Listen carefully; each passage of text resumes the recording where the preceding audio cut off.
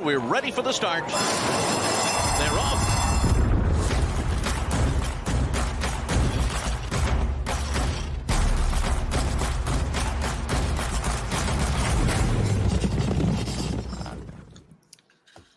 Hi again, everybody. TGIF. If it's Friday, it's time for the First Call podcast. Jeremy Plonk, Jeff Siegel with you from First Bet and Express Bet. We're going to take a look at 8 weekend stakes races. Jeff, not much left in the calendar year, but a lot of great racing. This is a good weekend. And, of course, the 26th coming up just after Christmas should be a fabulous day of racing. So we're getting very close to that prime opening at Santa Anita. We are. In fact, next week on the show, we'll have the entries not only for the opening day at Gulfstream Park, but Santa Anita as well. So we'll get you a head start on your handicapping next Friday, as the big day is Monday, December 26th. But we still have some good racing this weekend, especially if you're looking forward to the Derby class of next year. We've got a couple of really good 2-year-old races. One's a good gambling race, one isn't, but there's some quality in both here in California at Los Alamitos. And then Oklahoma's got a great program, Remington Park at night. So we'll talk about that. Gulfstream's got a couple of stakes, as does Oakland. So let's try to make some money this weekend. Yeah, a little bit of everything, right? We got the 2-year-olds, and then at Gulfstream, it's long-winded turf horses, right? 1 mile and 3/8 and 2 miles for the stakes races there. Let's give the fans a look at the schedule. If you're following along on our video podcast, you see our schedule now for the 8 races we'll handicap. We'll run them down for those of you listening in on your favorite podcast outlets. The Via Borghese Stakes, 1 mile and 3/8 on the turf at Gulfstream, will kick off our handicapping, and followed by the 2-mile H. Allen Jerkens handicap. And we'll talk about the importance of the handicap in that race. Oakland's got a pair of stakes races with the Christmas theme, the Poinsettia and the Tinsel Stakes. At Los Alamitos, it's the big race on the meet, the Los Al Futurity for the 2-year-olds. That'll be part of a $4,000 late pick 4 hit and split when you play with Express Bet and First Bet. So be sure to get in on that. And at Remington Park, the 12 race card that has a special 5 Central, 6 Eastern first post time on Saturday night, closing night at Remington Park. A ton of stakes races on the card. We will look at 3 of them on the late part of the program. The Trapeze for 2-year-old fillies, the She's All In for the Distaffers, and the Springboard Mile, $400,000 with Kentucky Derby qualifying points. Also qualifying points for the Derby on the line at Los Alamitos. Of course, Bob Baffert's horses can't accumulate Derby points, and horses not running on Lasix can't. Horses that are running on Lasix cannot earn Derby points at this time of the year. So kind of an important point as you look at some of these races. And a $10 money back special on all win bets on Saturday night at Remington Park. So if you bet any horse to win on the entire 12 race card at Remington and they happen to finish second or third, you'll get up to your $10 bet back in the form of wagering credits and refunds. So can't beat that. Plenty of reasons to play, Jeff. So let's get into our handicapping and get started.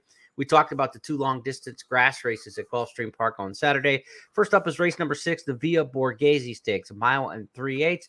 This was named for the Angel Penna-trained Distaffer of the early 90s. She won the Sewanee River, the Hialeah Breeders' Cup, second in the Beverly D, and then came back in 94 to win the Diana. She traveled all around. The Via Borghese Stakes, named for a very good turf mare. We got some turf mares in here to take a look at. Who'd you like? I ended up with number 1, Beside Herself. She is clearly a filly, 3-year-old filly here, tackling older, but she prefers the front end.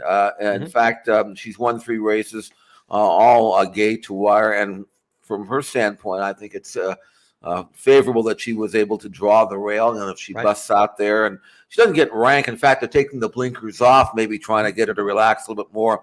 But she's likely to make the lead. There is going to be a possible pace pressure from the outside.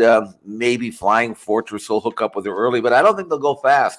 And you give Beside Herself the a comfortable front running trip at this distance. I think she's got a chance to keep on going. She was unplaced in her last start in the Dowager at Keeneland, but as the favorite, by the way. But this is a softer spot, and she's had a little bit of freshness since October, so I think she's doing well. A couple of bullet works at Palm Beach Downs for Pletcher. Kind of all adds up with Saez, who has won with her in the past, taking back the mount. So I like Beside Herself to win the Via Borghese. Yeah, and Pletcher, Saez, both having really big Decembers before the championship meet gets started at Gulfstream Park. And Jeff, are you of the handicapping mindset that the farther they go, that speed isn't a bad thing. That a lot of people would think counterintuitively, like, the longer they go, the come from behind horse has a better chance, etc. What do you take as we look at these two long distance turf races? Well, you're right. I mean, when you go a mile, 3/8 mile and a half, you're going to get a really slow pace. And if I'm playing a horse that I project to go gate to wire, as Beside Herself will likely try to do, two things I want to see. Number one, I'd like to see that they've done it before. That would be positive. And the other thing is, I like to see them able to relax. I don't want some fast horse trying it, getting a little rank, pulling hard, getting doing this. You can usually tell if you've got a front runner going a mile and a half or farther in the first quarter of a mile, or even maybe before that, whether they're not going to settle down, drop their head, and gallop along and switch off, as they say. Beside Herself can do that. So I'm not concerned about that, and I think they're trying to get her to relax even more with the blinkers off, which she doesn't need. So I mean, I have no problem at all. I mean, taking a front runner over a distance of ground at all, especially in a lone elf situation. So that's what I'm looking for with Beside Herself. Let's move to the 9th race. If a mile and 3/8 wasn't long enough, we go the full 2 miles in race number 9. It's the H. Allen Jerkens handicap, named for the Hall of Fame trainer, of course, the man who slewed the great Secretariat, slayed him with Onion and others, trained Sky Beauty, many of the greats in the New York scene. He's an old school trainer in his day, Jeff. He was, and it's an old school race here because 2 miles isn't a race we see often in modern racing. And handicaps are something we don't see. Of course, our newer fans, I mean, a handicap is when the racing secretary, the racing officials in the racing office assign the weights and they try to even out the field. They give the best horses heavier weights. They give horses that may be younger or less accomplished less weight to try to even the pack out. We don't see a lot of that. And when we do get a handicap race, we rarely see a big spread in the weights. It's usually kind of done with kid gloves anymore. They were aggressive in this one. There is a big spread in the weights. I mean, you're all the way down to 114, horses carrying as much as 126. There's a 12-pound spread. And these are among horses who I think are legitimate contenders. At 114 is actually the horse I ended up with, Barberini, in here. I like getting 12 pounds from another mystery and 9 pounds from a lot of the other major contenders. So, you may not be a big weight person and you think, 1,000-pound horse, 3-4 pounds here and there. Well, it's all physics, right? I mean, the more you carry, the slower you go. I mean, that's fact. Whether it's enough to marginally notice the difference in the racetrack, you could debate the argument there. But over 2 miles and a big spread in weights, if you're ever going to give weight consideration, this would at least be the kind of context to do it, right? You would think so. And the pick that you like, Barberini, is a 3-year-old tackling older, which is one of the reasons I think why he's getting the weight spread. But anytime you want to have a horse that's won 4 out of his last 5, you got to look up. And while Barberini, your pick again, hasn't been this far, he's by Flintshire. So I think that might be a good pick at 8-1. I didn't pick him, but if I'm playing Rolling Exotics, he's on my ticket. I can tell you that. As for what you mentioned about weight, this kind of surprised me. Usually when you have a high weight, like another mystery at 126 pounds, and I think the second weighted horse is 122, you're usually talking about a horse that on form looks like a standout. But I don't think another mystery looks like a standout to me. I think he kind of got the worst of it here. And, he could win. I mean, he's won 8 races in his career, and he's coming off a series of solid races. He's genuine. He's consistent, but he doesn't have to win. As a matter of fact, the horse that I'm picking actually finished ahead of him when they met at Churchill back in May, and he's 15-1 in the morning line, and that's Reigning Spirit. Now, normally going 2 miles, I like horses that are steady, that can kind of grind it out, lay fairly close to the pace, because the pace is probably either going to be crawling, Right. And Reigning Spirit, to me, doesn't have that. In fact, I think he could lay close, but I'm not so sure that's what he wants to do. I think he wants to sit home and blast home. He can quicken. He does have to turn a foot better than most. And he did win a 1.5-mile race at Keeneland 2 races back. So I'm not sure he's going to be 15-1, but if you gave me 15-1 on the morning line right now, I'll take it. And in a race that really is so wide open, Again, is he a standout? No, but I think he offers value at that price. Well, let's take a look at that win at Keeneland that he had a couple starts back during the fall meet. Look to the far outside in the white silks. It's going to take a while, but once he gathers, Reigning Spirit had him reeled in. Up the chase as they move through the stretch, as well as Awfully Naughty. Awfully Naughty now comes toward the outside. Militarist, where's he going to go? He's down toward the inside. Reigning Spirit is charging down the outside. Reigning Spirit coming after Awfully Naughty. Reigning Spirit is charging forward. Awfully Naughty is there. Reigning Spirit to the front. Reigning Spirit. When the track announcer's voice rises that high, the first call they give a horse, just turn around and go to the pay line. You know you're in business, right? I mean, when Kurt Becker rose to the occasion there with Reigning Spirit, you could just tell. I mean, he picked up the horse who was absolutely in full flight, and there was no doubt he would get there. Jeff, this kind of race, he probably doesn't have that kind of turn of foot at the end of 2 miles, so you probably don't want to wait that long with it, but this horse should be in contention by the top of the stretch, I would think. Yeah, and the thing about that race at Keeneland was that it was 1.5 miles. It wasn't 2 miles, but it was run like a 2-mile race. I mean, the 3 quarters and 16 and all that.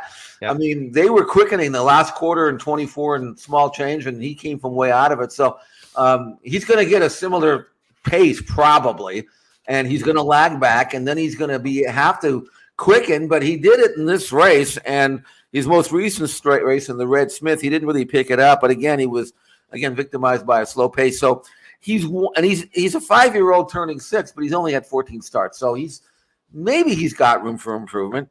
I like Affleon, the switch there, and he's been first or second 6 out of 14 times, pretty genuine. So in a race where if you gave me 2 minutes per horse, I could probably make a case for everybody. He's one that at 15-1 you have to throw in.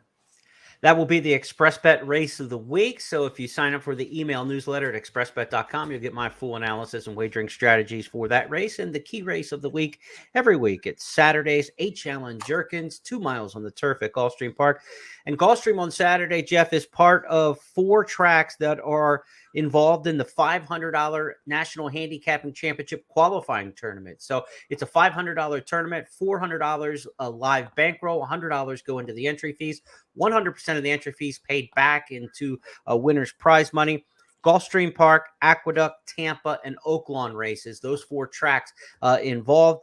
If it's a little steep for you to get involved in the $500 contest, fret not. There is a $40 feeder tournament that you could earn your way into that with a free entry into Saturday. The $40 feeder tournament is Friday afternoon as we tape our podcast. So get involved in that. The Gulfstream races only on Friday are part of the feeder tournament. Just a $40 entry. Go to expressbet.com and look at the tournaments tab and check out all the information to register there. You can't play tournaments on the First Bet app, only on ExpressBet. So be sure to go to expressbet.com to get set for today's $40 feeder tournament at Gulfstream.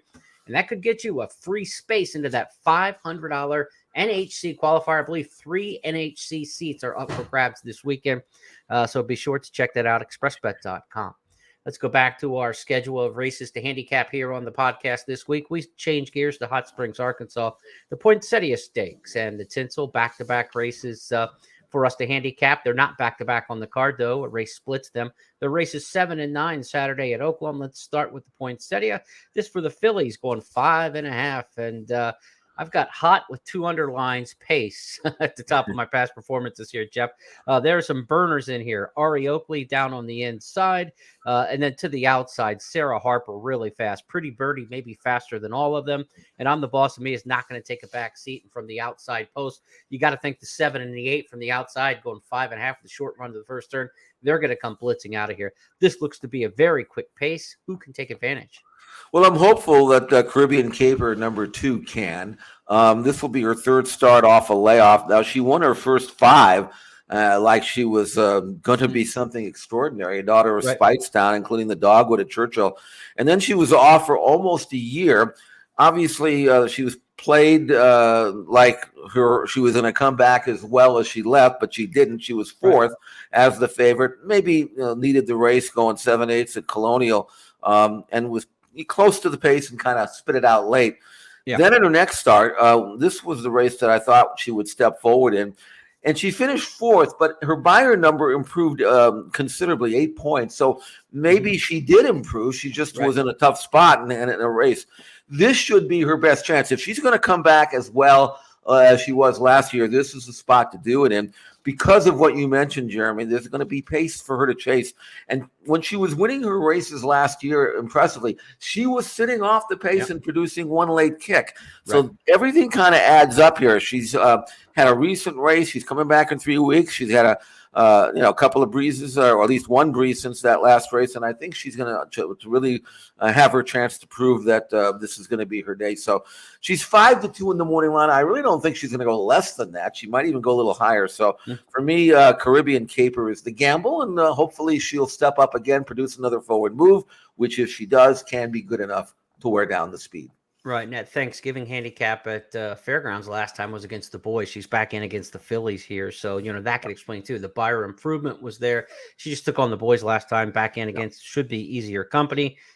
Caribbean Caper, probably the best horse in the race on paper. And when you give the best horse in the race a pace advantage, a setup, they usually don't give it back. This is the kind I think you lean on with some confidence. I think she is a potential single in there because of the pace scenario. The doubts you may have about her form, not as good as what it was at the beginning, is overridden by the great race shape and the setup for her. So I think she's a standout in there. We're in agreement. Let's go to the Tinsel Stakes, race number 9 at Oaklawn Park. This is a 1 1/8 on the main track. Not many 1 1/8 races at Oaklawn. You'll get them in the Arkansas Derby. You'll get it in the Oaklawn Handicap, but the Tinsel Stakes at 1 1/8 is a early look towards the Oaklawn Handicap, perhaps. And we've got last year's Oaklawn Handicap winner, Last Samurai, down on the fence here. Hasn't won since. It's lost 5 in a row, but back to the track, back to the distance where he's done his best work. We'll see if Last Samurai bounces back in here. Jeff, for a purse of $200,000, this is a pretty decent race. Some horses are kind of on the wrong side of their form. You've got like Silver Dust, a millionaire who's just kind of lost his form altogether.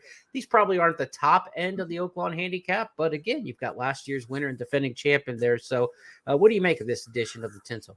Well, your money is good if you can offer $200,000 for a non-graded stakes, and this is what this does. Every week, we do 8 races a week, and stakes races over the weekend. And every week, there's usually one race that is worth handicapping, except for the fact that I don't have a clue. I mean, I really don't. I that's why I've loved working with you, because races that I don't have a clue in, sometimes you point things out that I miss, and I'm all ears here because I ended up with Last Samurai, but there are not the he used to be good. He checks the box for liking the track. We know that. Yeah. He seems like a horse that's a lot older than just 4 to me. He does. I thought he was like 7 or 8. No, he's only a 4-year-old. But he's run 20 times, which is why he sounds like he's older than that. All the big dances in the region. Right.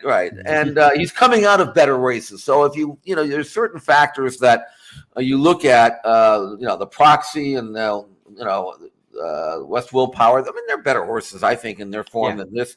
Art Collector and those kind of Olympia. I mean, so this is a class relief. Wayne Lucas has gotten off to a slow start, and the only good thing, other than some of the negatives I see, is that he's got the rail. He's going to draft into a great ground saving, maybe stalking second flight trip.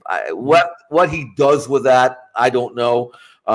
I looked at King Fury for similar reasons, coming out of much better races, and looks like he's winless in 4 starts. You got to go back a long ways to find his best form. Whether or not he's lost it or not, I don't know. So again, this is Run Classic. I don't know how he managed to get himself beat last time. Maybe you can fill me in on that when he was 3-5. So this is a race that I have trouble with. Jeremy, if you've got any insight, lay it on me. I think Scarlet Fusion at 12-1 is interesting in here. I'm not wild about the outside post, but a 1 1/8 gives you a pretty long run to the turn at Oaklawn, so that will help some there. Joe Sharp's horses are running through the bridle right now to start the meet. Really hot. He's a Curlin out of Scarlet Tango. This horse is really well bred. He's going to like the 1 1/8. He's coming off a 1.5 mile win at Churchill last time out. So I think this is a horse who's in good current form, stepping up to take on stakes company for the first time, where we have so many of these horses who seem like they might be on the south side of their best. Let's take one who's ascending at this point for a hot trainer. They're all carrying, fairly similar weights at the top here, but I don't like the fact that he's carrying 125 and giving 7 pounds to some of the other contenders in here, 3 to some of the other major contenders, equal weights with Last Samurai. But, if you want to take one of the horses at a lighter weight in here at 118, getting 7 pounds, maybe King Fury would be the one of those that interests me the most, just because his high end is pretty good. When he's good, he's good. When he's bad, forget about it, but if you get the right price, I'm not sure 6 to 1's the right price. I think you want more than that. If you can get 10, 12 to 1 on King Fury in there, another Curlin, his best is pretty darn good, and he gets a nice weight break in this particular spot. I don't think the weight's going to make that much of a difference with Silver Dust. I don't think Logical Mist is good. So for me, I think it's Scarlet Fusion, and maybe the other being King Fury. Certainly respect for Last Samurai, who, he's going to run a top 4 race for sure, whether or not somebody else beats him. See what his price is. Rafael Bejarano, though, he's riding like it's 2006 again or something, right? I mean, he is on right now, so we'll see how that shakes out. Let's switch gears now and head to the West Coast for Saturday's Los Alamitos Futurity. Remember, at Los Alamitos, every day of the racing meet, which closes on Sunday, by the way, there's a $4,000 pick 4 hit and split when you bet with First Bet and Express Bet. That means if you hit the late pick 4 on any day at Los Alamitos, you get not only the return in the pari-mutuels, but you'll split $4,000 just with other players on the platform at First Bet and Express Bet. So a good chance to chunk up your money there a little bit. And again, we're talking Los Alamitos Thoroughbred for that promo during the day, not the night cards with the quarter horses, but every day. So we've got Friday, Saturday, Sunday left, 3 days left in that Los Al meet. And Jeff, Los Al Futurity, it's Bob Baffert's race historically. And it's Bob Baffert's race on paper in this one because of the 5 entrants in this race. 3 are trained by Baffert, 1 by Tim Yaktine, who may end up with all the Baffert horses before it's all said and done, and the other trained by Leandro Mora, subbing in for the suspended Doug O'Neill. So this is not a great publicity race. It's not a great betting race. It may not even be a great Kentucky Derby points race because the Baffert horses aren't eligible to win any of the 10, 4, 2, 1 point spread in this particular spot. So we may have a Kentucky Derby horse in here, but in terms of betting it, in terms of it making any impact on the points chase, could be nil. But your takeaway on what we can look forward to on a positive note, maybe in the horse flesh. I think Arabian Lion here is the best of the Bafferts. I think clearly on form he is. He's 4 to 5 in the morning line, so you're not going to make any money. But I think he's a pretty decent prospect because he's run well. He's training well. You can see him on the outside. This was a breeze last week, and he's going to go 5/8 and 59 and 4. This was on December 10th. And Chestnut kind of looks a little like Justify. I mean, he's drawn away in hand. I mean, he is striding out nicely and never being asked and turning in a fast time and breezing very much like a colt that is going to love 2 turns. He's got that classic 2 sprints in a stretch out pattern. Right. Numbers are very fast. He's in the 90s already with both of his starts. And he trains like a good horse. He's bred to be a good horse. He brought 600,000 in the 2-year-old sale. He won his debut, ran a terrific race at Keeneland when he was beaten 3/4 of a length by Giant Mischief while 17 lengths in front of everybody else. I mean, I think he could put on an exhibition here because the other 4 in the race just don't appear to have his quality. The other 2 Bafferts are just horses as far as I'm concerned. So to me, Arabian Lion is going to do what everybody's expecting him to do. And if he does it in style, then we can talk for the next 2 months about how's he going to get into the Derby field without any points because he won't have any if Bob Baffert continues to train him. I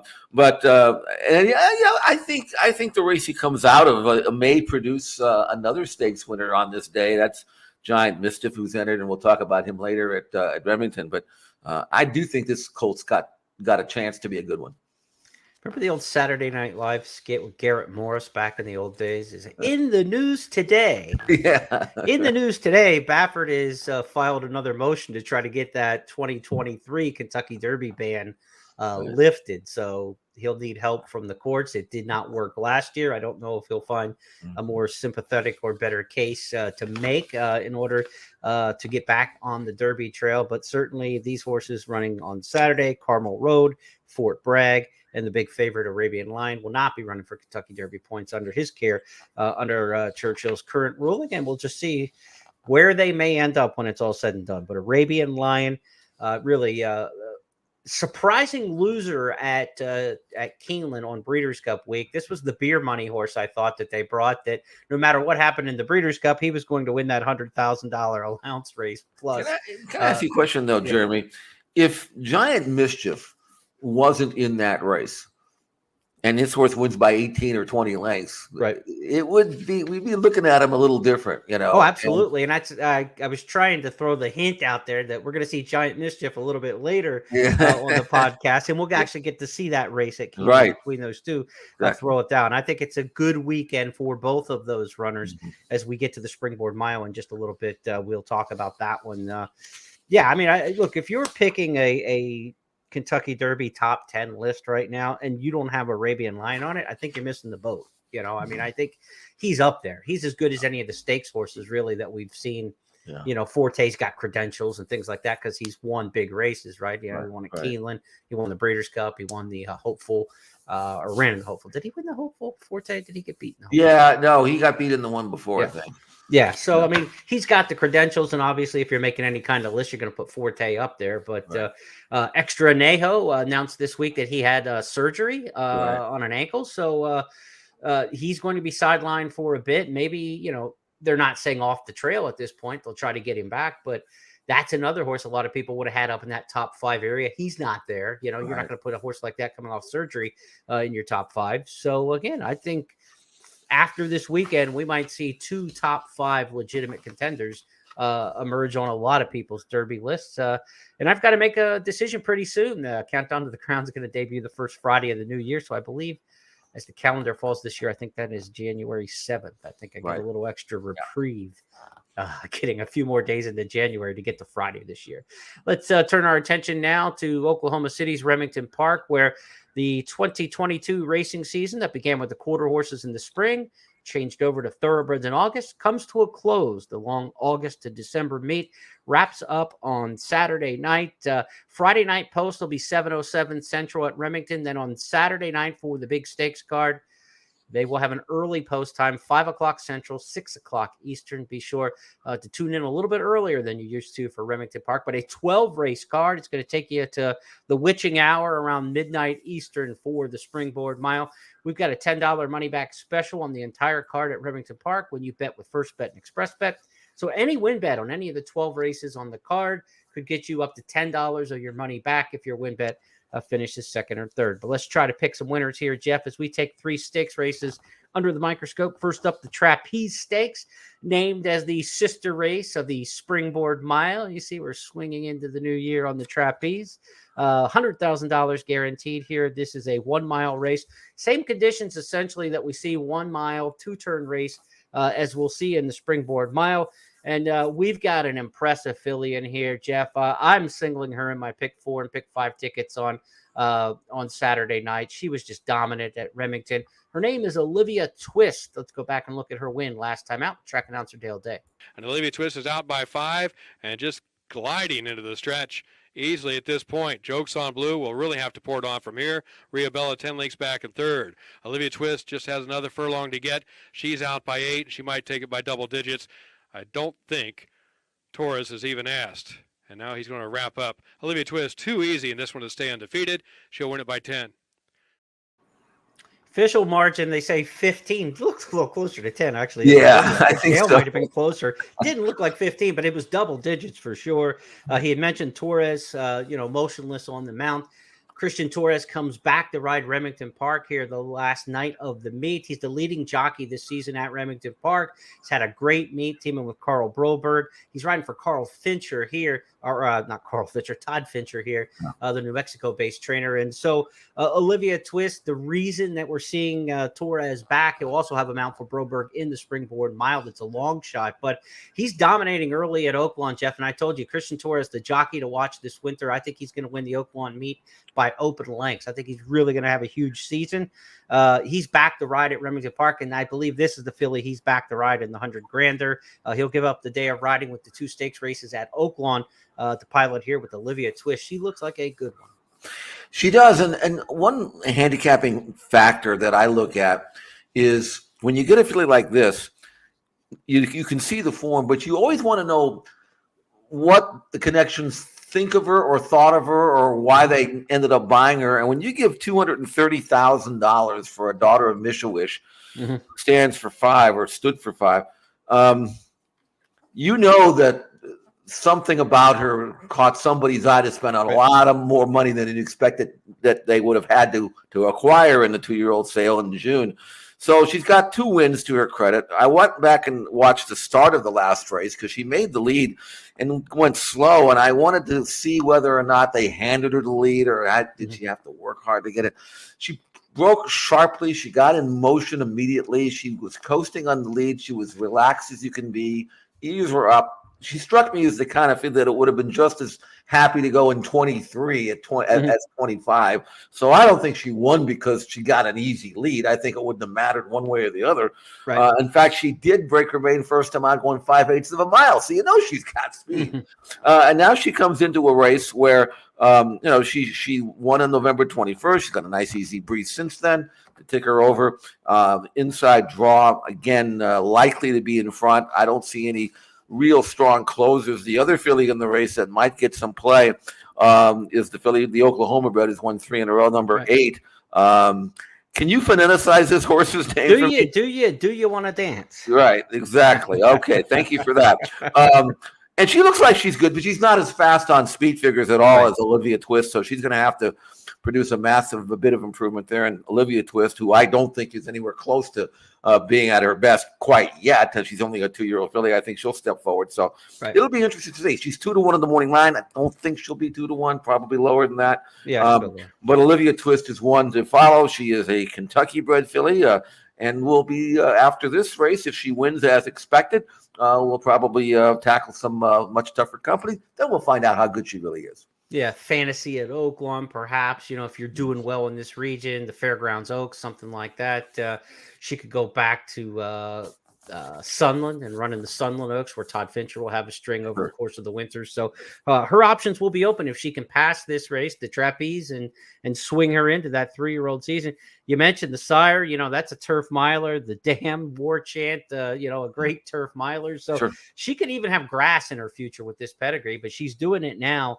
In impressive style. And I think she's just quicker than Do You Want to Dance. She's got the inner post where the other horse is out in the 8 hole with a short run to the first turn there. And for a mile stakes race for 2-year-olds, you'd expect to see a lot of horses who were like fast sprint winners trying to stretch out. That's really not the case. There's not that much early pace in the trapeze stakes. So I think Olivia Twist goes to the front, improves her position from there. Let's see if she can't put on another display like she did in her first 2 races. Let's go next to the She's All In Stakes, race number 10 on the card at Remington Park on Saturday night. She's All In, Jeff. We're going to play a little trivia here. Okay. She is one of 2 Oklahoma-bred distaffers ever to earn $1 million. Can you name the other? Lady Secret? There you go. You were all over that one. I gave you the California part of the equation. I should have said Lady Secret is the one who has $1 million. Who's the other? And I don't know. You wouldn't have got She's All In. That would have been impossible. But Lady Secret, again, a lot of people forget that she was an Oklahoma bred, even though she did all of her racing everywhere else. But well, when she was a star in '86 and in her Horse of the Year type run, there was no major racing in Oklahoma at that time. Even Remington Park was still 2 years away from opening. So a rare Oklahoma bred before there was even a big time track. I think at that time you would have had just Blue Ribbon Downs probably in Salisaw, Oklahoma. That's not even open anymore. Would have been the only racetrack. So you weren't going to get Lady Secret at Blue Ribbon. I actually owned a horse. This is a thing for me to be proud of. Back in '89, I owned a 3-year-old colt that John Sadler. I thought maybe Sadler might make it as a trainer. I said, this is a young guy. Looks like he might know what he's doing. Right. So we had a horse that we sent to Remington when they had that. I don't even know what they called that surface. What was Equitrack. that? Equitrack, yeah, going 7/8 of a mile. And we won a little stake there. I was kind of proud of that. I don't think it might have been I think it may have been the second year that they were open. That would have been second year. Yeah. But we were shipping horses around a lot for Team Valor, and John had that. He was just a nice sort of colt, but I didn't go. I wanted to go and watch him run, but didn't. But anyway, yeah. So I have my Remington Park roots too, I mean, very good. Yeah. So the She's All In Stakes, race number 10 on the card. This is a field of 10. Good handicapping race. If you're looking at that late pick 4s, all stakes pick 5. This is one of those races that's got some depth to it in terms of numbers. But I think you and I are in agreement here that it's number 1 Fame, the horse to beat, coming off that allowance win at Churchill for Brad Cox. I think she is going to be very tough. Yeah, she's here because Brad frequents Remington Park, and this is a logical place that he has picked out for a filly that he's really kind of protected in a way. And I say protected, he hasn't asked her to do any more than what she's capable of doing. He's not trying to make her into something she's not. They tried her early in the Goldenrod when she was a 2-year-old. She was 4th that day. Well, bet wasn't quite up to that task. She was in a listed race at Pimlico 2 races back, a closing but non-threatening second. Then she won a little race at Churchill, an allowance race, and now trying to get some black type. This seems like a logical place to go. Mm-hmm. I don't know whether she's gonna run better around 2 turns, and she's had a couple of tries and never really finished. But man, I'm telling you, this, she's got numbers that can win, and from the rail, she's gonna just inherit a great spot. I mean, she doesn't have a lot of speed, but she should be saving ground on the second flight and then have every chance. Is she a gamble at 6-5? Probably not, but I couldn't find anybody to beat her. So I'm going to go with Brad Cox and Famed to win the She's All In. I think she's a single, and you hope that the field size keeps people from the guts to single, even if the horse is 6-5, Right. A lot of times a 5-6 horse field, people will feel more comfortable signaling than a big field of 10 like this. But I think she's a standout. If you're going to beat her, keep an eye on number 8, Sunday Flashback. She's coming off a poor race at Zia last time. But trainer C.R. Trout, if you follow any of the Remington stakes over the years, he tends to have just super days on these big days. Oklahoma Classics Day, Oklahoma Derby Day, Springboard Mile Day. C.R. Trout is just a fantastic local trainer, Edmond, Oklahoma, and just he wins at a high percentage. He wins with Oklahoma breds and open company like this one.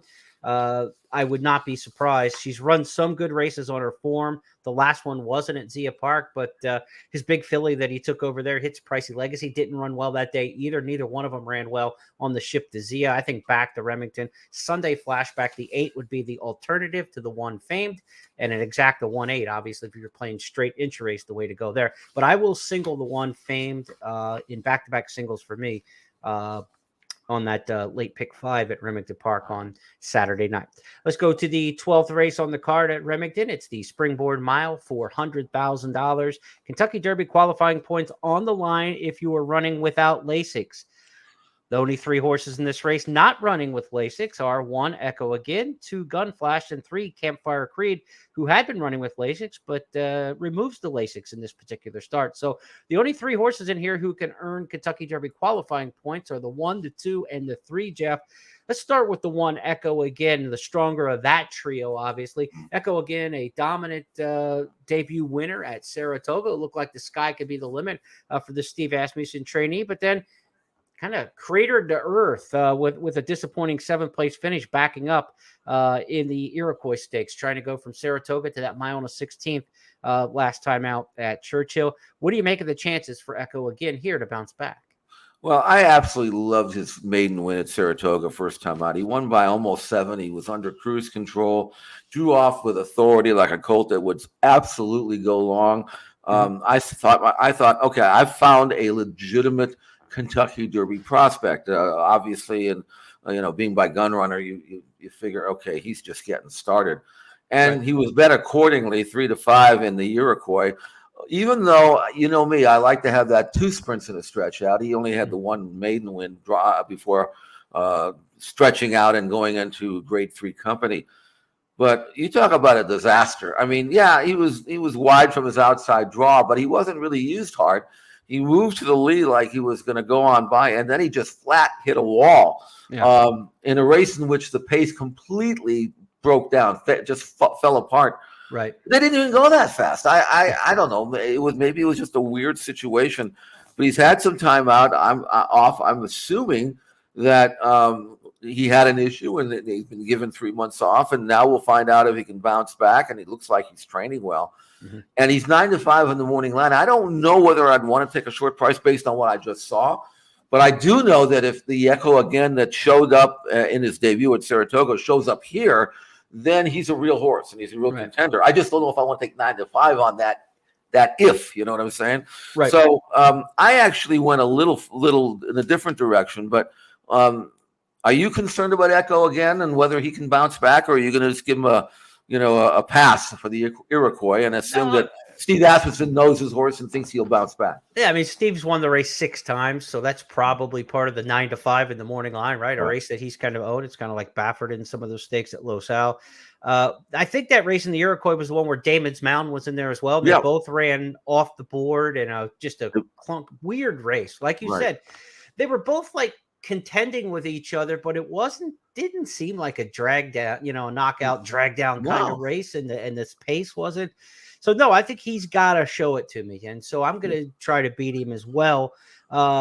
Playing a pick 3, pick 4, pick 5. I think he's a use. I'll go 3 deep in here. Giant Mischief is the other logical horse, obviously, for Brad Cox. And I also gave the late running Sweet Little Thing a shot in here for Donnie Von Hemel, one of the all-time leading trainers at Remington. He's by Caleb's Posse, Sweet Little Thing. And Caleb's Posse won this race. Of course, fans nationally know him. Or Caleb's Posse ran up the track in this race. He didn't win the Springboard Mile, but he ran at Remington. He won a Clever Trevor as a 2-year-old, and then went on to win the Breeders' Cup Dirt Mile, as people know him more nationally as a multiple Grade 1 winner. So I think Sweet Little Thing's got a shot from off the pace. But to me, it's Giant Mischief's race to lose. I thought we've talked earlier on this podcast about the race that he had against Arabian Lion back at Keene. Let's give fans now a chance to see this, and then you can give me your thoughts on Giant Mischief, because I know you've got him picked in here as well. Quarter mile to go. Arabian Lion outside, pokes ahead in front. Giant Mischief right there to the inside, though. And then a gap of 6 more lengths back to a fading Tap in formation, who is still third. Old Alliance is in fourth. The top 2 continue to go at it. Final furlong. Giant Mischief inside. Arabian Lion outside. Giant Mischief has the lead by a half length, 3/4 of a length. It is Giant Mischief. Florent Giroux with the advantage. Giant Mischief to win it. Arabian Lion was across the line in the second position, a long way back to the battle for third, either Old Alliance or Walaka with a late run. Giant Mischief was not going to let Arabian Lion by in that race, and you saw even in the galloped out 4 or 5 lengths in front of the runner-up in there. If Arabian Lion is as good as we think he is, and we think he's pretty darn good, then Giant Mischief showed that he really belongs. And I gave him a shot that day against Arabian Lion and some other Brad Cox horses, because when Brad Cox debuts a horse at Indiana Grand, people make the assumption that it's a horse he doesn't have a lot of confidence in, right? It's not a Saratoga debut. It's not a Keeneland or a Churchill.